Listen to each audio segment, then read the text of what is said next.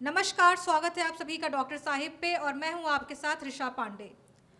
Doctor Sahib की इस episode में हम बात करेंगे आज थायराइड के बारे में। और थायराइड के बारे में बात करने के लिए हमारे साथ हैं देश के जाने माने diabetologist doctor Khalid Hussain sir. स्वागत है सर आपका। Thank you so much. Sir, तो आजकल हम देखते हैं कि डायबिटीज़ के बाद एंडोक्राइन से रिलेटेड जो सबसे बड़ी बीमारी दूसरे नंबर पे है वो है थायराइड। और आजकल इतना ज़्यादा कॉमन हो चुका है कि ऑलमोस्ट बहुत सारे लोग इससे ग्रसित हैं। तो मैं आपसे जानना चाह रही हूँ कि थायराइड होता क्या है और इसका सबसे बड़ा कॉज क्या है जिससे लोग ये इससे इतना ज़्यादा जूझ रहे हैं। देखिए, थायराइड आजकल तो जिसको भी डायबिटीज़ है उसका हम लोग थायराइड प्रोफाइल चेक करते हैं, क्योंकि दोनों में बड़ा सिम्बायोटिक रिलेशनशिप है। और आई हैव ऑब्जर्व्ड कि 90% केसेस में जिसको डायबिटीज़ है उसको थायराइड भी हो जाती है। ये देखा गया है, रीज़न इसका अननोन है, but this is my clinical observation. और उसके बाद से थायराइड में दो तरह का थायराइड होता है, एक हाइपरथायराइडिज्म, एक हाइपोथायराइडिज्म।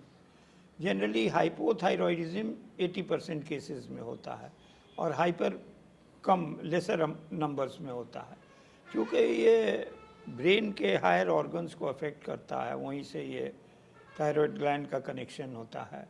इसलिए ये अगर नहीं ट्रीट होगा, नहीं डायग्नोस होगा, तो मेंटल डलनेस हो जाएगा और उसके बाद से द पेशेंट कैन बिकम सब मेंटल। तो हाइपोथायराइडिज्म, जो कि मेजॉरिटी ऑफ द केसेस में वही हम ज़्यादा कॉमन है, वो फैमिलियल हिस्ट्री देखा गया है कि अगर उसको है तो उसके पिता को, उसके माताजी को, उसके फैमिली में और लोगों को भी जो है वो थायराइड डिजीज़ होगी।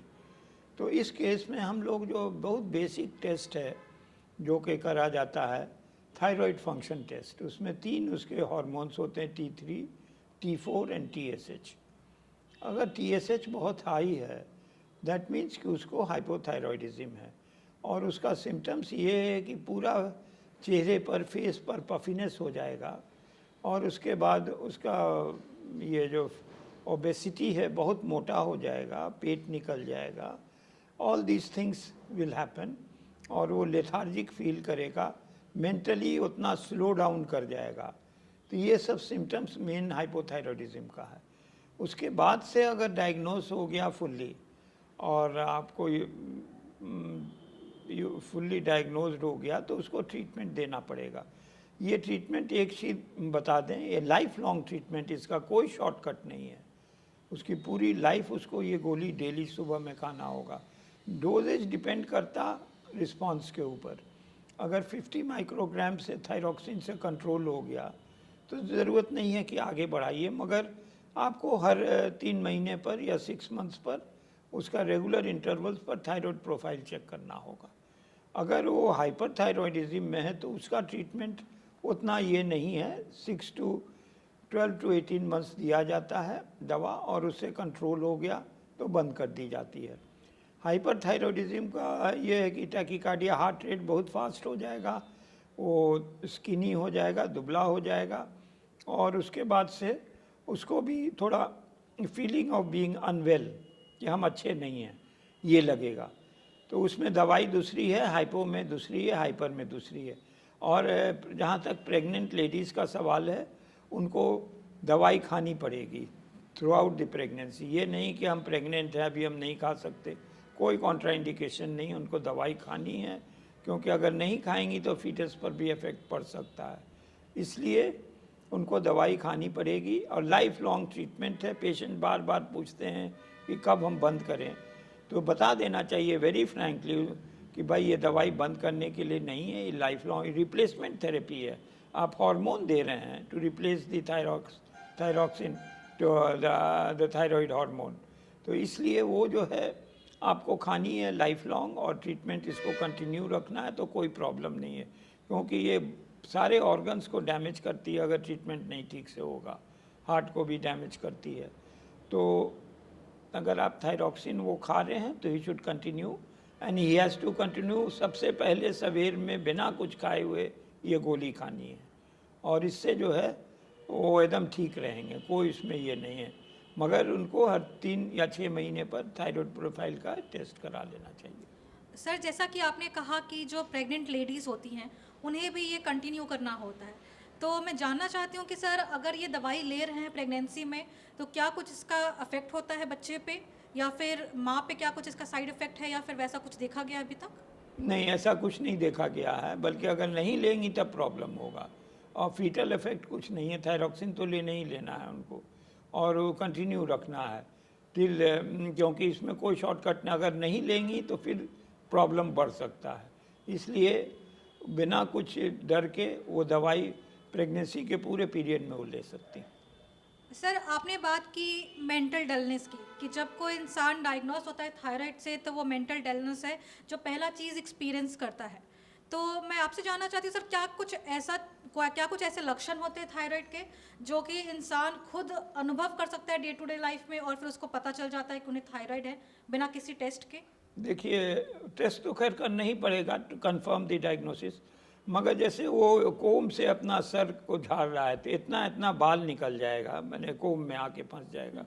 Hair loss is a very important symptom of, अगर किसी को भी हेयर फॉल हो रहा है इतना सीवियर तो उसको थायराइड टेस्ट कराना चाहिए, क्योंकि पूरा कंघा जो है वो कोम जो है बाल से भर जाता है और वो एकदम बॉल्ड होने लगता है। तो ये one of the earliest symptoms है विच ही शुड गेट इन्वेस्टिगेटेड।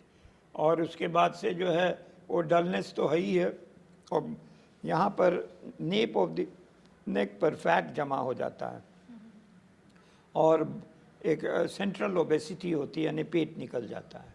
तो ये सब चीज़ें जो हैं प्री मॉनिटरी सिम्टम्स, अगर ऐसा किसी को है या वो फील कर रहा है कि हो रहा है, और डलनेस, थोड़ा lethargy, tiredness, insensitivity to cold, सर्दी में बहुत उसको सर्दी लगेगी, तो ये सब चीज़ें हैं, तो उसको he should consult A doctor और एक टेस्ट, थायराइड प्रोफाइल टेस्ट करना चाहिए। सर आपने बताया कि थायराइड में और भी ऑर्गन्स होते हैं जो अफेक्ट होते हैं, तो थायराइड ग्लैंड के फंक्शंस क्या क्या होते हैं? जैसे कि आपने कहा कि हार्ट भी अफेक्ट हो सकता है इसमें, तो इसके क्या क्या फंक्शंस होते हैं जो कि ये इतनी हानिकारक होती है हमारे शरीर के लिए? देखिए, ये जो higher functions of the brain सारे को ये मैनेज होता है और पिट्यूटरी से, तो इसमें जो है सारे ही सेंटर्स अफेक्ट होते हैं। अगर वो दवाई नहीं लेगा, दवाई लेगा तो रिप्लेसमेंट थेरेपी, हार्मोन बॉडी में नहीं है थायराइड हार्मोन, तो उसको रिप्लेस किया जा रहा है टैबलेट से। Once the replacement is there तो वो जो फंक्शन है वो नॉर्मल हो जाएगा। तो इसलिए अगर ये ले रहा है तो कोई चिंता की बात नहीं है, ठीक है ना। सर ऐसा जो यूथ हैं, जो युवा हैं अभी के, ऐसा कुछ सुझाव है उनके लिए जो कि वो आज से स्टार्ट कर सकते हैं फॉलो करना, कि आगे जाके उनको थायराइड ना हो, चाहे वो लाइफस्टाइल में बदलाव हो या डाइट में बदलाव है, ऐसा कोई सुझाव है उनके लिए? नहीं, ऐसा कुछ नहीं है, क्योंकि ये कोई प्रिवेंटिव इसका है नहीं। प्रिवेंटिव यही है कि अगर फैमिली में उनके थायराइड हिस्ट्री है, थायराइड डिजीज़ की हिस्ट्री है, तो every year, once a year उनको टेस्ट थायराइड का करवा लेना चाहिए, वंस और ट्वाइस ए ईयर, या 1 साल में या 2 साल में एक बार करवा लेना चाहिए, उससे पता चल जाएगा। सर आखिरी सवाल मेरा आपसे यह है कि यूजुअली देखा जाता है कि फीमेल्स ज़्यादा सफ़र करती हैं थायराइड से than the males, so what is the common cause because of which females are suffering more than males? देखिए, इसका ऐसा कुछ सच ये नहीं है, कुछ हार्मोनल प्रॉब्लम्स की वजह से फीमेल्स में ज़्यादा होता है, because of the hormonal problems. इसी के लिए देखा गया है कि फीमेल्स में ज़्यादा होता है, और उस वजह से वो जो हैं दे आर मोर अफेक्टेड। कोई एग्जैक्ट कॉज तो मालूम नहीं है, मगर कहा जाता है कि हार्मोनल प्रॉब्लम से। बहुत बहुत धन्यवाद सर ये तमाम जानकारी देने के लिए। आशा करती हूँ कि ये जानकारी आप सभी के लिए लाभदायक रही हो। और आज की वीडियो में जैसे कि हमने देखा कि थायराइड क्या होता है, ये प्रेग्नेंट वुमेन को कैसे अफेक्ट करता है, इसके क्या क्या साइड इफ़ेक्ट्स होते हैं, या फिर इसको किस तरीके से हम इससे बच सकते हैं। तो आज के वीडियो में इतना ही। अगर आपने अभी तक हमारे चैनल को सब्सक्राइब नहीं किया हो तो तुरंत कर ले, साथ ही फेसबुक पेज को भी लाइक करें। वीडियो देखने के लिए धन्यवाद।